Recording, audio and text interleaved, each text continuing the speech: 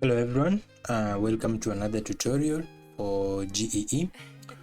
In this video we are going to determine the precipitation of a certain area or a certain region depending on your project.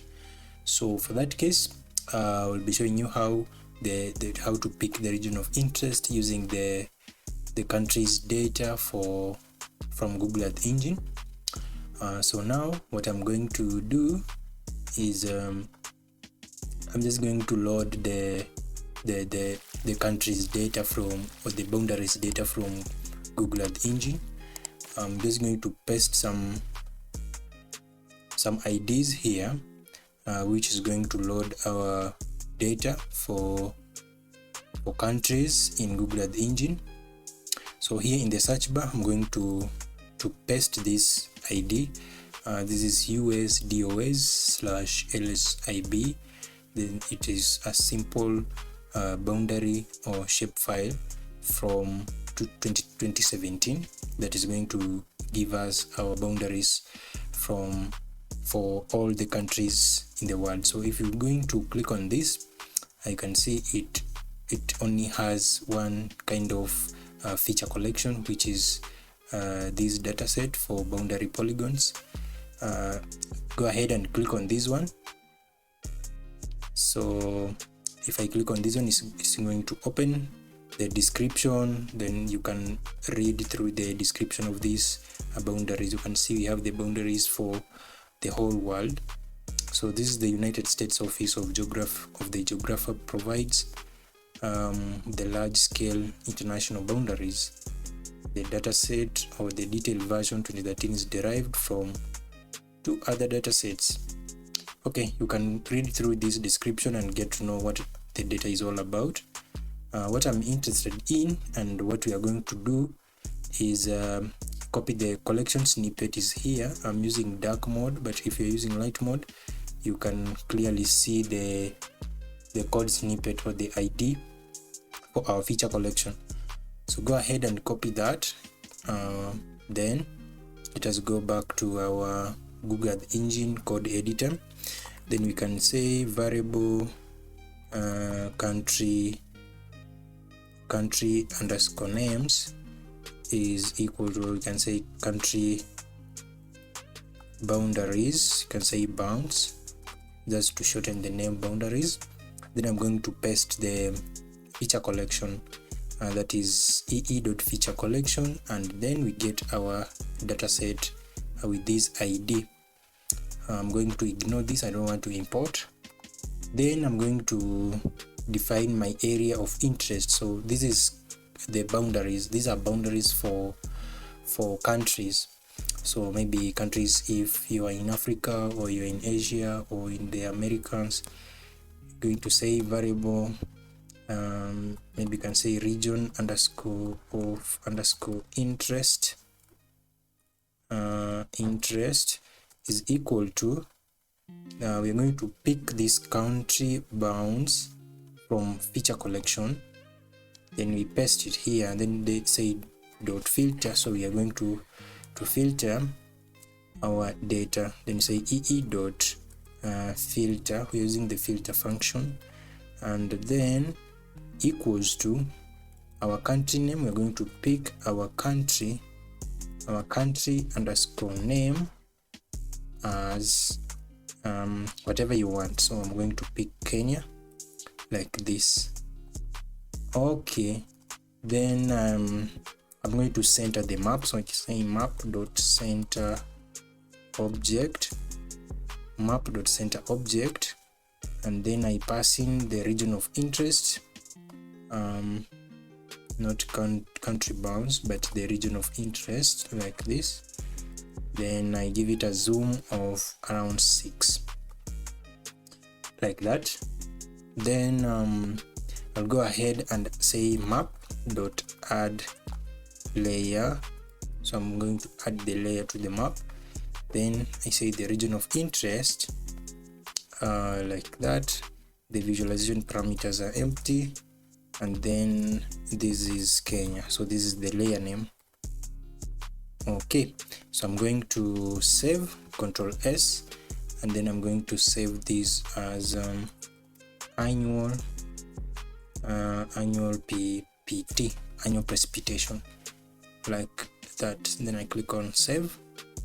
This is going to save and update our new script here to the name of our file, like this. Then I go ahead and click on run, or you can say control or command enter on your computer. Okay, so if we check here, we can see we have our country boundary, and this is now our region of interest. And okay, so I want to make this transparent so that we don't have this shade color inside our polygon. So what I'm going to do, I'm going to define my visualization parameters. So I can say variable visualization underscore params is equal to, this is an object that is going to take the color. The color is so this is the color is the stroke color, and I'm going to say blue. You can give it any color like that. Then I say filter, not filter but fill color. Now fill color is going to be transparent, like this. So make sure it is 4 zeros. Okay, then the next one is the width. So I'm going to define the width of our boundary. Okay, so for example, this line here, I'm going to define the width. You can leave it as default, but for my project I'm going to say I want it to be like some kind of 1 millimeter or something.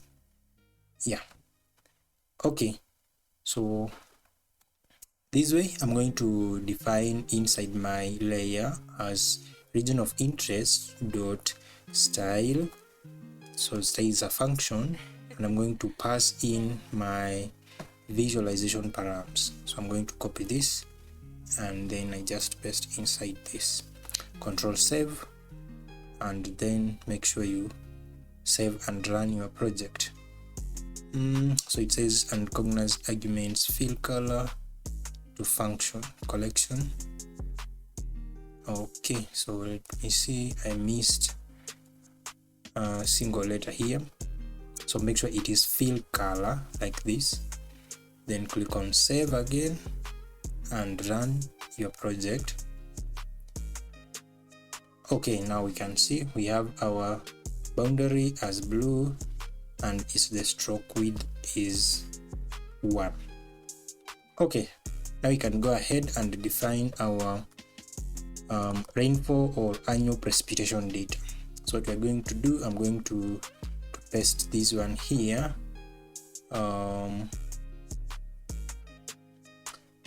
This UCSB or the CHIRPS data, and it's going to load in our climate hazard center infrared data.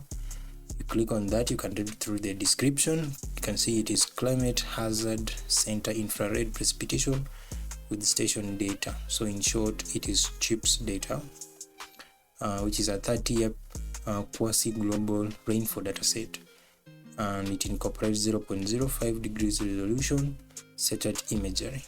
So we're going to do the same. We're going to copy the collection snippet for the image collection. So this is the image data or satellite data, and here I'm going to define the variable again.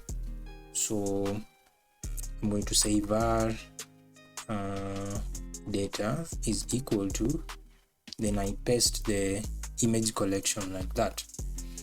And then if you go ahead and print this data, you can get to know more about the bands that are found in this data and how many elements comprise of this data. For that case, if we are going to print everything, we may get an error, but we want to filter out this data so that we can have small or little amount of data that we can work with. Otherwise, the Google engine may not print all the data that you want. So I'm going to say select precipitation. This is the band which we are going to use. I think it is just a single band inside this data. Now I say precipitation and then I filter the date. So I say filter dot filter date, and then I'm going to start from 2021 January date 1st, and I'm going all the way up to 2020.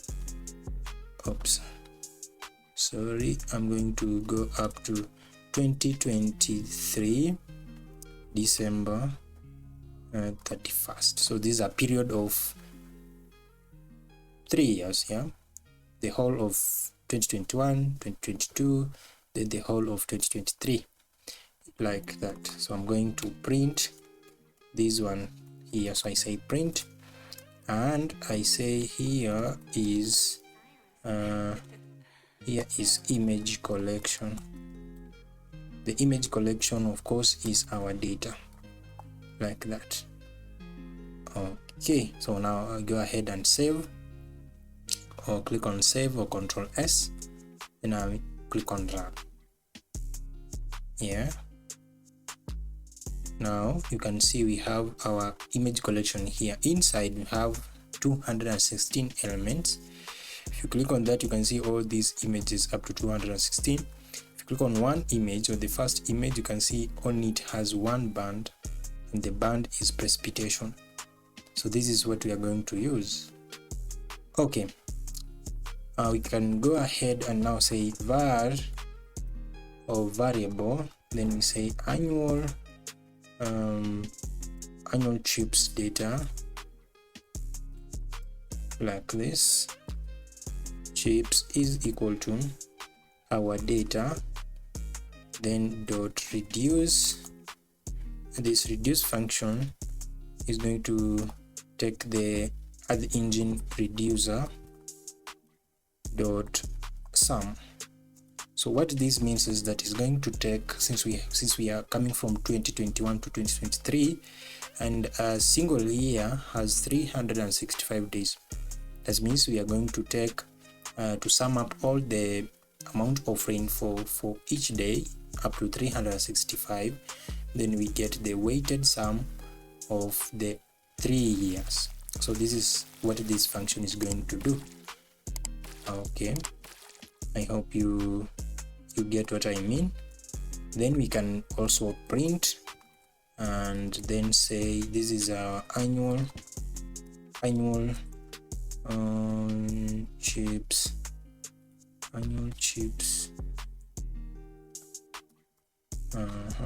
data, and then I'm not typing everything here.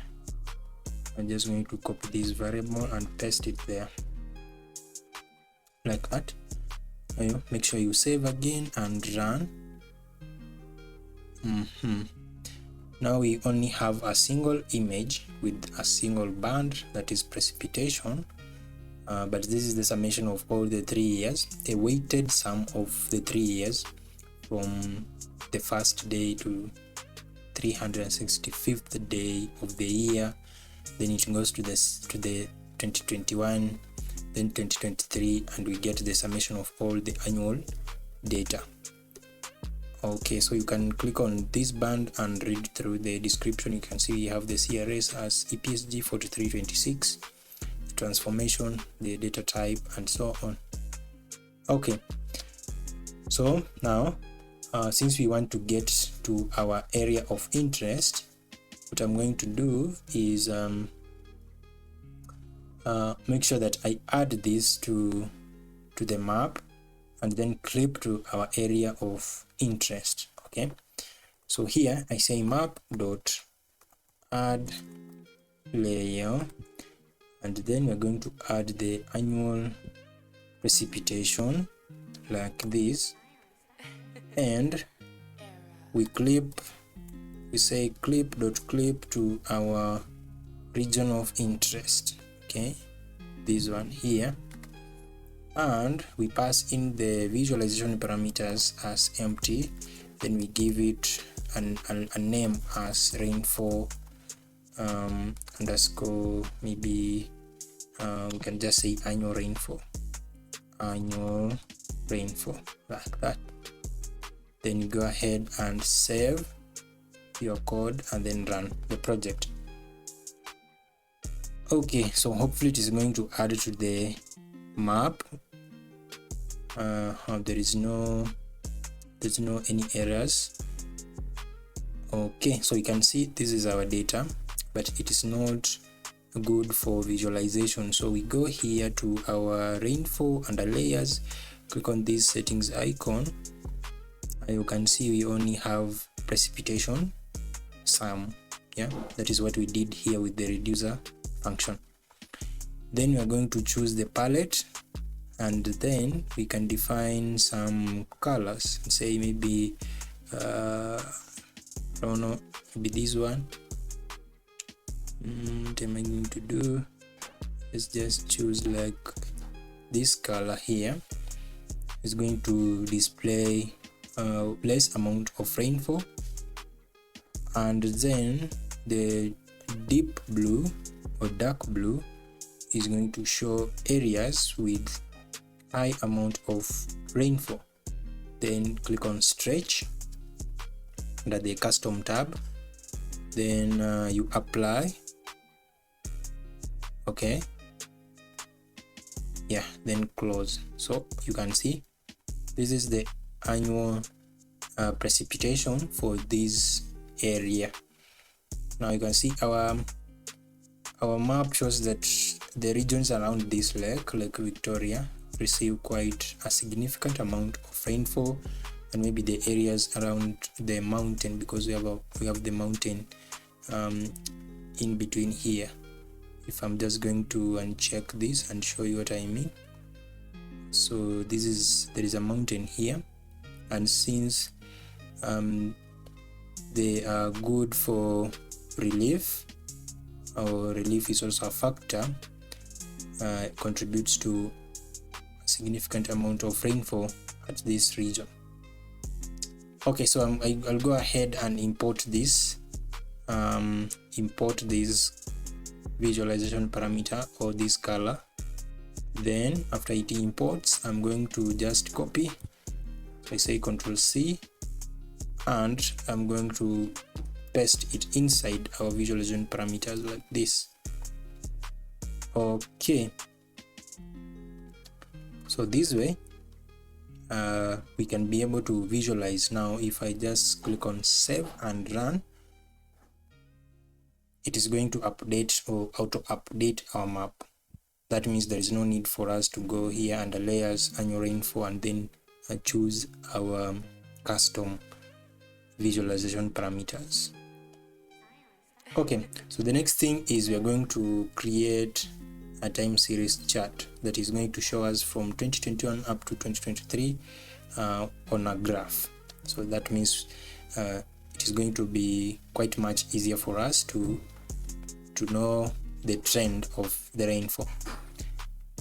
Otherwise, you can also click on inspect here, inspect, and then click on the map like that. Then we are going to determine the precipitation summation. You can see the area that I've just clicked is the precipitation summation is 7,422 millimeters.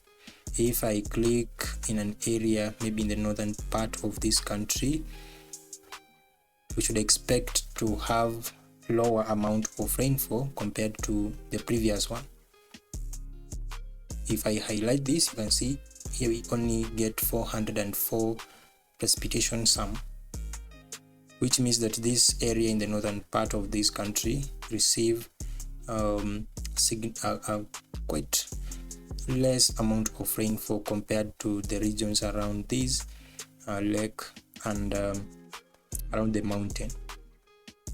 Okay, so we are going to create a chart. So we can say a time series chart like this, which will enhance our visualization, and maybe we may get more understanding from our data. So you can say variable chart is equal to, here we use ui.chart.image.series, and this comes from Google Earth Engine. Then we define the arguments as image collection. So our image collection is going to be the data, then the region is the region of interest. So make sure you copy the region of interest from our code so that you don't get the errors. So region of interest is our region like this, and then the next one is the reducer function. So we say ee.reducer.mean. So for this case we are going to pick the mean or the average rainfall, and then we say we give also the scale as 5,000 or 5,000. You can adjust the scale based on region or the size. Then the next one is the X property. So X property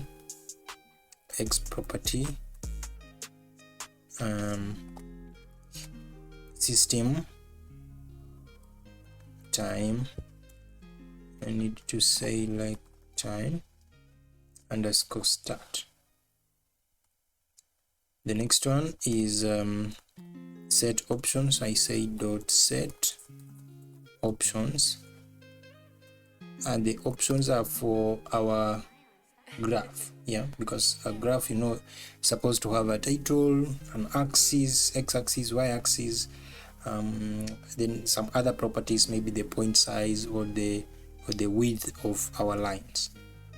Okay, now here I'm going to say the title, starting with the title. Maybe you can say rainfall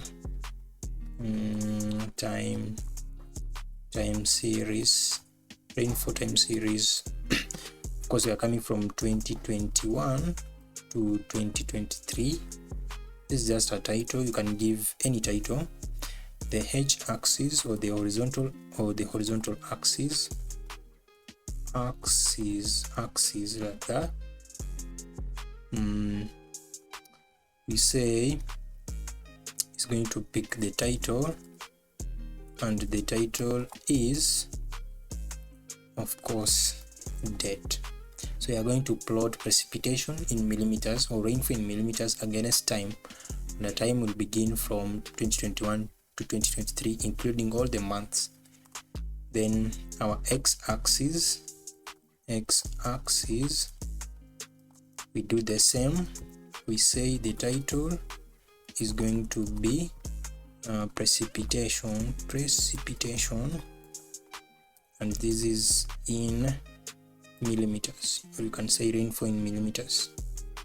Okay, then the line width, remember we are going to have the lines on which will define our graph. So maybe you can say 1, you can say 2, you can say 3, depending on the thickness that you want it to appear. So I'm going to say 2.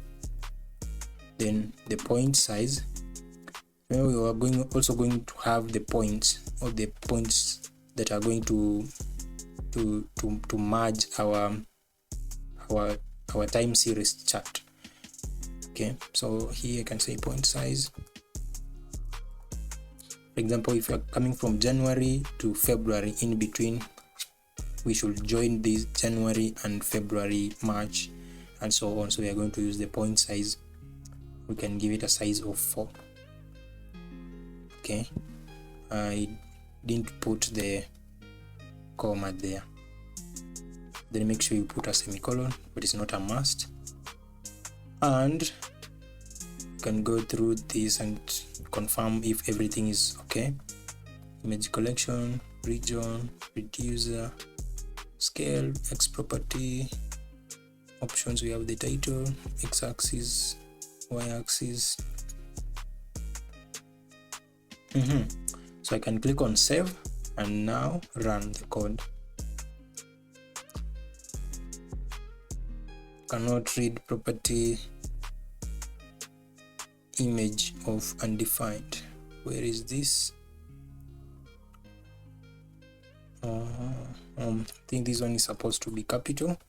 UI.chart uppercase C save again and run.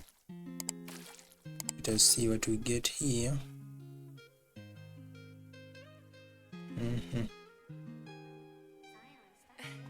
Okay, we are supposed to print the chart, so print chart.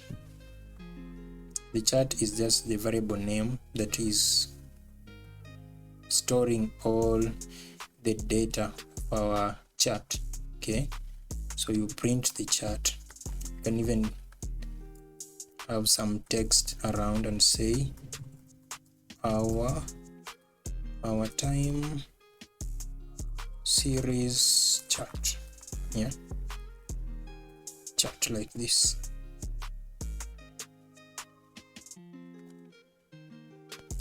Control S and then run the code. Hopefully it is going to print our chart. Yeah, and it is here. So you can click on this icon to expand. You can see we have our time series from 2021 to 2023, and then this is the precipitation. So these are the points that I just mentioned. They join our months, the months of the year, or the precipitation of different dates of the month. Okay, so you can see the highest average was around, if you hover over here, you can see it was in April around 26th 2023, where the average precipitation was around 61 millimeters. Okay,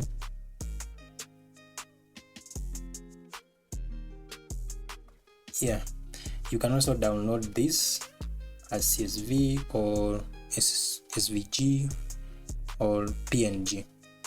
I'm going to download as CSV, and if you click on open this, you can see we have our data set here. So from the first day, the 6th day, and so on up to the last day of our last year, that is 2023. Now you can insert a graph also. I pick recommended.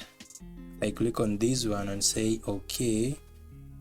You can see we still get the same graph just as what we have had in our Google Earth engine. So you can see advanced visualizations here using Excel. You can choose different kinds of charts to visualize this data.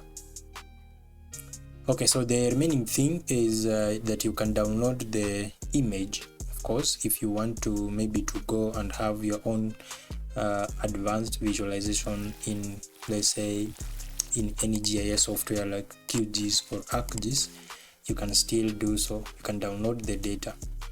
For example, you can say maybe you want to download to your drive. You just come down here and say you want to export the data to drive. Then we say export dot image dot to drive like this, and then you can say image is equal to our data. Where is it? It is this one, annual precipitation. Is it like this? Okay, I think we are okay with that. So our image is our data, the annual summation of the precipitation. Then you can say the description. The description is going to be, this is a text. You can say rainfall, rainfall that way. The next one is the scale. So the scale of the image, you can say 30 meters resolution. The region is going to be our region of interest, and the maximum pixels, we can say max pixels, not underscore. maybe we can say 10 or 1 multiplied by 10 raised to 13, right? Okay, you can also define the folder that you want to download your image to in your drive. So for that one, you can just say folder, then you define the name, for example, my folder, like that. But I'm not going to do that because I want to download the image into my root folder of the drive. So if you do that, make sure you save and then run. This is going to download the image to your drive. So if you check here on the tasks, you can see you have the rainfall. Click on run, then you leave everything as default, or if you want to change something, maybe the folder, you can type it there. This is a geotiff, and then you can click on run. So this is going to download the whole image for our area of interest. Okay, then you can go ahead and then download to your local machine, then open QGIS or ArcGIS or any other software that you like. Then you can do some advanced analysis.